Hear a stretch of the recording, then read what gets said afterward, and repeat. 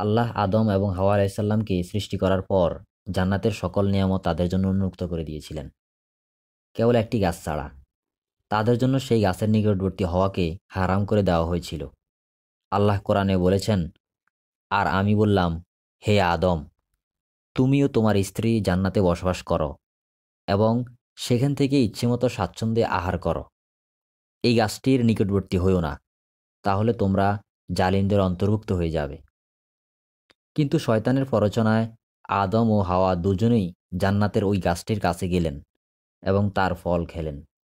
মহামহিম আল্লাহ কোরআনে বলেছেন, অতঃপর শয়তান তাকে কুমন্ত্রণা দিল, বলল, হে আদম, আমি কি তোমাকে অমরত্ব বৃক্ষ ও অক্ষয় রাজত্বের সন্ধান দেব? তারপর তারা উভয়ই সেই গাছ থেকে খেল। আল্লাহর নির্দেশ অমান্য করার পর আদম ও হাওয়া আলাইহিসসালাম জান্নাত থেকে দুনিয়ায় ফেরিত হন। তাদের ভুল ছিল নিষিদ্ধ গাছের কাছে যাওয়া এবং সেই গাছের ফল খাওয়া। পরকালে মুমিন লোকেরা আবারও জান্নাতে যাবে। তারা জান্নাতের সকল নিয়ামত ভোগ করতে পারবে। তখন জান্নাতে ইচ্ছেমতো বিনোদন করতে আর কোনো বাধা থাকবে না। জান্নাতে আল্লাহ বিশেষ একটি গাছ রাখবেন। রাসূলুল্লাহ সাল্লাল্লাহু আলাইহি সাল্লাম গাছটির বর্ণনা দিয়ে বলেন, জান্নাতে এমন একটি গাছ আছে যার ছায়ায় কোনো আরোহী 100 বছর পর্যন্ত চললেও তা অতিক্রম করতে পারবে না। পৃথিবীতে একটি গাছের ছায়া অতিক্রম করতে কত সময় লাগে? কয়েক সেকেন্ড, সর্বোচ্চ 1 মিনিট। কিন্তু জান্নাতের সেই গাছটি এত বিশাল হবে যে অশ্বারোহী 100 বছরেও গাছটির ছায়া অতিক্রম করতে পারবে না। সুবহানাল্লাহ।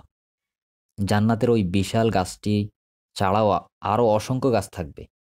রাসূলুল্লাহ সাল্লাল্লাহু আলাইহি সাল্লাম বলেন, জান্নাতের প্রতিটি গাছের কাণ্ড হবে স্বর্ণ দ্বারা নির্মিত। জান্নাতের একটি গাছের মালিক হতে গেলে কোন আমল করতে হবে তাও নবীজি আমাদের শিখিয়ে দিয়েছেন। তিনি বলেন, যে ব্যক্তি একবার সুবহানাল্লাহিল আযীম ওয়া বিহামদিহি বলবে, তার জন্য জান্নাতে একটি খেজুর গাছ লাগানো হবে।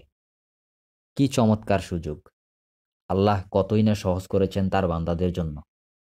সারাদিনের কর্মব্যস্ততার মাঝেও আমরা কত সহজে জান্নাতের উর্বর ভূমিতে নিজেদের জন্য বৃক্ষরোপণ করতে পারি।